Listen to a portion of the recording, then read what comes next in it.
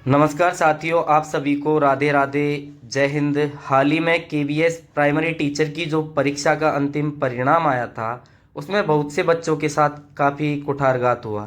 Written exam में काफ़ी अच्छे मार्क्स होने के बावजूद उन्हें फाइनल सिलेक्शन से भी बाहर कर दिया गया।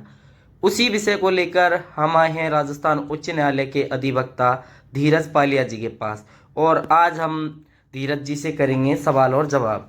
तो हमारा धीरज जी आपसे पहला सवाल ये रहेगा कि अभी सुप्रीम कोर्ट ने एक निर्णय सुनाया था एनआईओएस से के डिप्लोमा के संबंधित। क्या वो निर्णय है वो केवीएस प्राइमरी टीचर की जो वैकेंसी चल रही है वर्तमान में, इस पर लागू होगा या नहीं? देखिए, माननीय सर्वोच्च न्यायालय ने अगर कोई फैसला सुनाया है तो वो फैसला एक समान पूरे देश के ऊपर लागू होता है। और अगर माननीय सर्वोच्च न्यायालय ने किसी डिप्लोमा डिग्री को या किसी डिग्री को अगर अवैध करार दे दिया है तो उस डिग्री या डिप्लोमा के आधार पर अगर किसी का नियुक्ति होती है तो वो माननीय सर्वोच्च न्यायालय के फैसले के विरोध जाएगा। तो संगठन को इस चीज को कंसीडर करना चाहिए। सर, सुप्रीम कोर्ट ने जब एनआईओएस को अवैध मानने का आदेश जारी किया था तो वो दिनांक थी 28 तारीख, जिस दिन केवीएस प्राइमरी टीचर का रिजल्ट आता है। तो ये फैसला लगभग दिन में दोपहर 2:30 के आसपास ये फैसला आता है। शाम को केवीएस प्राइमरी टीचर का जब रिजल्ट जारी हुआ उस टाइम का समय था, उसी दिन 28 तारीख का दिन था, और टाइमिंग था लगभग 7 बजे।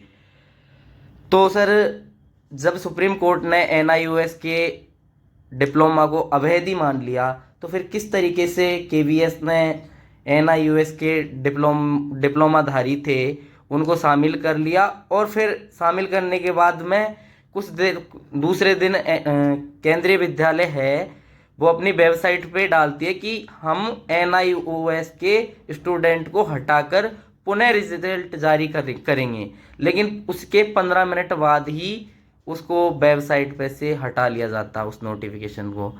तो सर, आज जब सभी रीजनल ऑफिस में अलॉटमेंट लिस्ट जारी की थी तो कई हमारे पास फ़ोन आ रहे हैं कि कहीं कहीं रीजनल ऑफिस ने उन एनआईओएस स्टूडेंट को भी उसमें शामिल कर लिया है। तो सर, इसको लेके आपकी क्या राय है?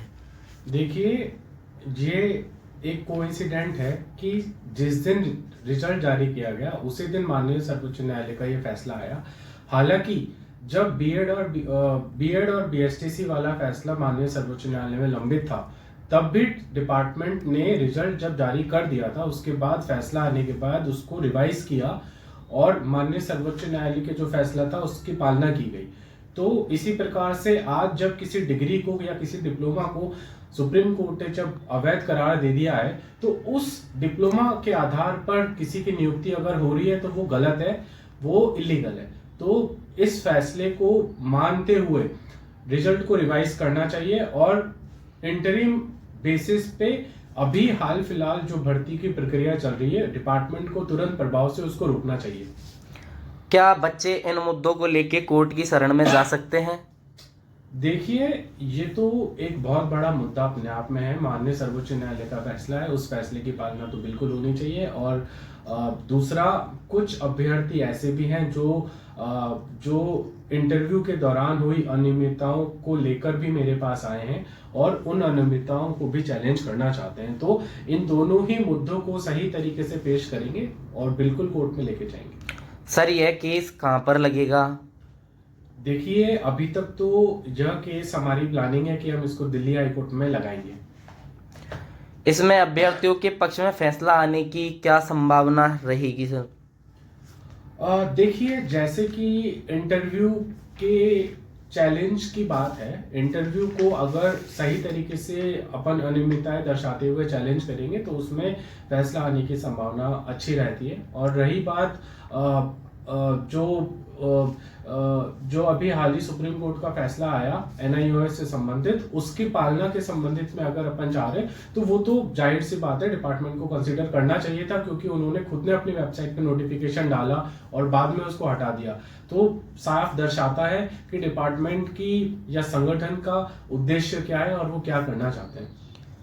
सर कुछ विद्यार्थी बहुत हताश है, बहुत परेशान है, क्योंकि उन्होंने रिटर्न जो एग्ज़ाम हुआ था प्राइमरी टीचर का केवीएस में, उसमें काफ़ी अच्छे मार्क्स थे। लेकिन किसी विद्यार्थी को तो मात्र 60 में से 4 नंबर की आवश्यकता थी, लेकिन उन विद्यार्थियों को भी केवीएस ने बाहर कर दिया इंटरव्यू में। 4 क्या, 60 में से 4 नंबर भी नहीं दे सकी केवी। देखिए, ये तो बिल्कुल एक मुद्दा है जिसको कोर्ट में ले जाना चाहिए। अगर आप रिटर्न टेस्ट के अंदर इतना अच्छा स्कोर करके जब क्वालिफाई कर रहे हो तो जाहिर सी बात है कि कुछ ना कुछ क्वालिफिकेशन, कुछ ना कुछ क्वालिटीज आपके अंदर होगी। एटलीस्ट आप अपने सब्जेक्ट के ऊपर कुछ ना कुछ कमांड रखते होंगे, तभी आपने रिटर्न के अंदर स्कोर किया अच्छा और आपने रिटर्न को क्वालिफाई करके इंटरव्यू के लिए सेलेक्ट हुए।